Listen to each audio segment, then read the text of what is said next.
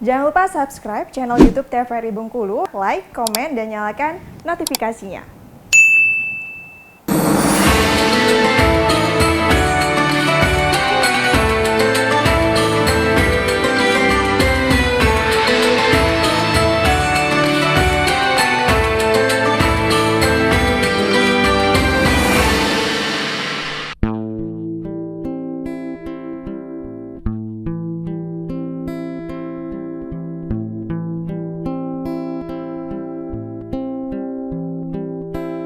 Kami bekerja sehari-hari untuk belanja rumah sendiri, walaupun hidup 1000 tahun, bila tak sembahyang apa gunanya, walaupun hidup 1000 tahun, bila tak sembahyang apa gunanya.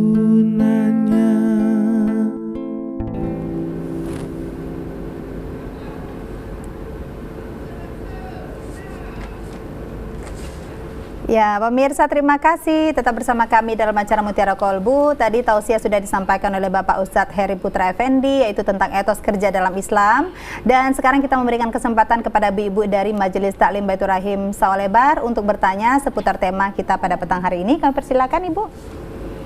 Ya, silakan sebutkan nama dan poin pertanyaannya apa. Ya, langsung. Assalamualaikum warahmatullahi wabarakatuh. Waalaikumsalam warahmatullahi wabarakatuh. Pak Ustadz yang saya hormati, nama saya Ibu Rasimawati dari Majelis Taklim Masjid Baitur Rahim. Ya.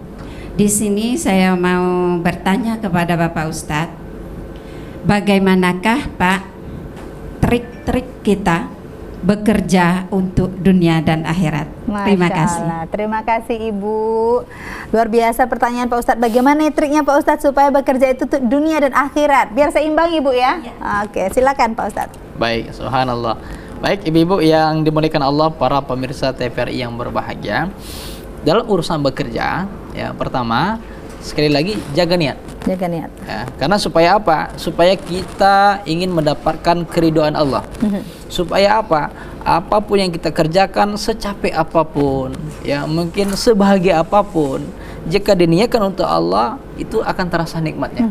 Kemudian tentu yang kedua, kalau sudah niat karena Allah, ya, pasti akan dicatat. Nanti ketika di yaumil qiyamah, hari akhirat, ya Bu ya, semua akan ditanya, waktumu kemana habis? 60 tahun, ngapain gitu kan? Nah yang tadi, kata Imam Al-Ghazali, sampai sekian persen usia manusia itu tidak produktif. Kenapa? Karena tidak meniatkan untuk Allah. Yang dia cari dunia. Kalau niatnya untuk dunia, ya dia dapat. Uangnya gitu bekerja ya? Untuk apa? Untuk dapat mobil. Nah, hati-hati Bu. Ya sekilas kan tidak ada masalah. Tapi ingat, ya dalam sebuah hadis kata Rasul, Allah sebagaimana prasangka hamba. Nah, inna zani abdi, ya aku sebagaimana prasangka hamba. Jadi kalau ibu ya katakanlah ingin sekali hidup ini di dunia, pengen berkemewahan segala macam, berkelimbangan harta, ya insya Allah manjada gitu wajada akan dikasih itu Bu. Ya tidak aneh. Bahkan mohon maaf, ada juga orang tidak pernah sholat, tidak pernah zakat, orangnya kok hebat-hebat, kaya-kaya kadang-kadang, bahkan rezekinya luar biasa. Ya, ingat Bu ya, itu yang membedakan kita, orang beriman dengan orang yang tidak beriman. Karena dalam urusan apapun itu harus diniatkan untuk Allah. Supaya apa Ibu? Supaya kita ingin mendapat keridhaan. Kalau Allah sudah ridho, ini nikmat. Makanya ketika Ibu dalam kondisi, contoh kalau bekerja tadi, tiba-tiba kita lagi pusing, ada persoalan, ada masalah, jika ridho karena Allah, kita akan dibimbing Bu oleh Allah. Makanya ya dalam kondisi apapun, mungkin pernah kita bekerja sedang pusing-pusingnya, lagi banyak masalah. Karena kita sudah dekat dari awal, dalam kondisi bagaimanapun Allah akan membimbing kita. Ya, makanya mohon maaf, kenapa banyak orang yang down, yang stres? Itu kenapa? Karena dia tidak melakukan jalur ikhtiar yang benar. Makanya Ibu niatkan karena Allah, biar kita dibimbing oleh Allah terus. Sampai apa? Sampai urusan kalaupun dari harta yang kita dapatkan, Masya Allah, kita tahu nih, oh ini harta ini bukan hanya untuk saya. Ada Untuk harta, siapa? Ada hak milik orang lain. gitu Ada ya. orang yang berhak mendapatkannya. Kalau orang beriman dia akan bimbing, oh Iya. ini kamu harus sedekah gitu kan. Kita tahu, oh ada bagian kita setiap tahun harus bayar zakat misalnya. Kan begitu. Itu membedakan kita dengan orang yang tidak beriman. Tidak beriman. Dia dapat, bahkan kalau orang yang tidak beriman tadi dia hitung-hitungan. Iya. Kan pernah dalam kisah seorang sahabat Nabi yang dulu ya beliau mohon maaf ya dalam kondisi miskin, sehingga Rasul pun ajarkan doa Ya. supaya jadi orang yang punya harta. Ya, tapi Rasul ingatkan hati-hati, jangan sampai harta membuatmu lupa kepada Allah. Dan itu terjadi kenyataan. iya. Sampai kapan? Ya, ketika Rasul pun para sahabat memberikan seekor domba, lalu kemudian domba itu berkembang biak. Sampai Masya Allah, bukan hanya domba, punya juga yang onta, berkembang bertahun-tahun. 3 tahun dia jadi orang yang kaya raya. Nah, dulu awalnya masih giat Iya, ke masjid, iya. masih semangat ibadah, masih semangat. Tapi karena niatnya salah tadi, ya, bahkan pernah Bu, ini saya potong kisah ini ya. Bahkan pernah ya seorang sahabat yang tadi awalnya meminta, ya Rasulullah doakan saya supaya saya jadi orang kaya. Kata Nabi, nanti kalau saya doakan kamu siap belum? Bahasanya kayak gini ya. Nanti kalau kamu jadi orang kaya udah siap belum?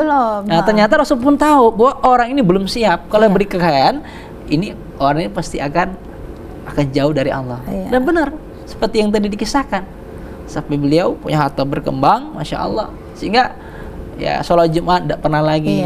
Bahkan pernah Rasul mengingatkan, wahai sahabat, jangan lupa harta yang Allah titipkan kepadamu itu ada bagian zakatnya. Apa kata beliau? Apa jawaban beliau? Ya, ini kan jerih payah saya. Saya bekerja, kerja saya, siang gitu malam ya. gitu kan. Saya yang gembala domba, saya yang ngurus semuanya, capek-capek gitu kan. Ngapain harus ngasih orang, kan begitu. Ini sudah diingatkan. Dan endingnya kisah ini, Masya Allah Ibu, menarik sekali.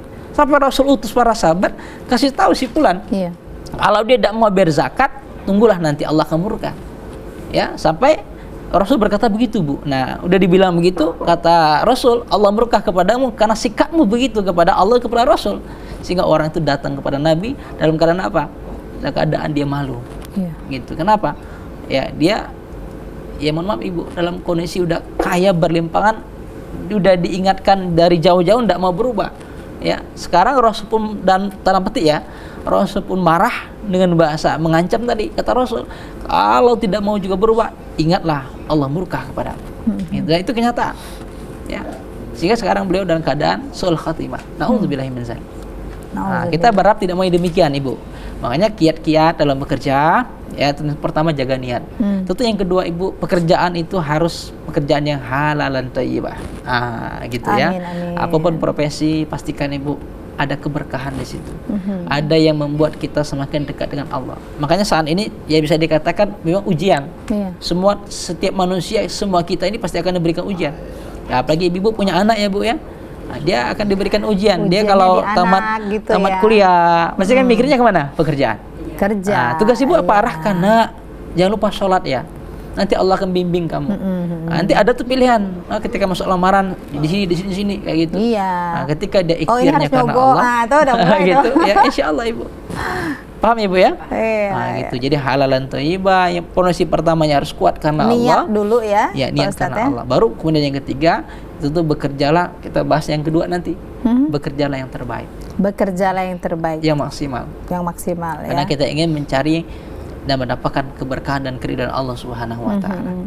Masya Allah. Jadi itu Ibu ya, balik lagi ke niat kita ini. Awalnya apa? Kalau niat kita insya Allah karena Allah, lillahi ta'ala, begitu insya Allah kita juga mendapatkan keberkahan dunia dan akhirat ya Pak Ustadz. Kan, tidak lupa juga untuk zakat, sedekah dan lain Insya Allah, sebagainya. insya Allah. Itu ya Ibu. Baik, masih ada pertanyaan berikutnya? Silakan. Sebutkan nama dan poin pertanyaannya apa. Assalamualaikum warahmatullahi wabarakatuh. Waalaikumsalam warahmatullahi wabarakatuh. Nama Ibu Yurna dari Ya. Masjid Baitur Rahim Sawalebar. Ya Ibu. Nah, yang saya mau tanya Pak Ustadz, setelah dengar tadi masalah zakat biar berkah, itu kadang-kala kan kita sering mendengar terus misalnya kita laksanakan sedekah subuh, terus zakat juga kita sisihkan. Itu setelah itu kan yang udah kita baca niatnya ya Pak ya, niatnya kita niat zakat. Tapi setelah kita salurkan, apa harus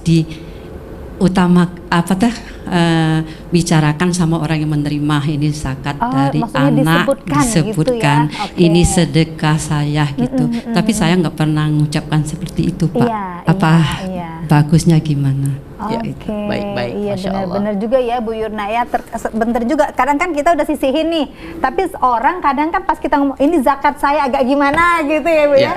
Oke, gimana tuh Pak Ustadz? Baik, ya pertama memang ya, urusan ketika kita ingin berbuat amal kebaikan, ya memang itu kadang kita harus sampaikan dengan jelas, dengan terang seperti itu kadang-kadang memang penting. Iya. Seperti urusan ibu tadi. Iya. Nah, makanya kita ada punya lembaga Basnas. Basnas. Itu salah satu ya. Nah, ibu katakanlah ingin bayar zakat, ada zakat fitrah yang kita rutin, Iya. kita ada di bulan Ramadan. Ada zakat mal ya, bukan zakat mall ya Bu ya. Kalau zakat mal tuh Kalau tiap zakat hari mal kayaknya. agak beda ya. Nah, Oke. zakat mal ini Iya. itu per tahun dihitung berapa hisab, nanti ada perhitungannya sana. Ibu konsultasi langsung Bu. Makanya Ibu sampaikan. Makanya kita ada yang disebut nanti dengan namanya zakat mal, ada nanti sedekah Zakat. gitu kan, ada yang namanya impak segala macam Iya. kan. Nah Ibu sampaikan, nah, Ibu harus jelas. Itu supaya apa? Peruntukannya jelas. Mana yang namanya kewajiban. Nanti kalau di lembaga amil zakat, Iya. itu kan dia dipola. Oh ini namanya zakat, ini namanya wakaf. Iya. Itu kadang-kadang kita kalau kita nggak sampaikan itu kadang-kadang bisa salah penempatan nanti. Dari siapa? Memang dari kita yang salah, nggak ngomong gitu kan. Nah misalnya kalau kita sedekah, kalau sedekah itu ya kadang-kadang boleh juga kalau mau disebutkan. Misalnya sedekah ini sedekah, tetap innamal a'malu binniyat, tetap Ya. jaga niat gitu kan. Nah seperti zakat mal tadi misalnya ada juga yang memang diperuntukkan kepada orang-orang di sekitar kita. Iya. Saya pernah lihat ada beberapa orang yang sampai dia hitung, dia titip, Ustadz ini saya zakat mal, Iya. gitu kan, karena dipercaya, kemudian dia minta dibagikan, memang di lingkungan itu sangat membutuhkan, ya silakan.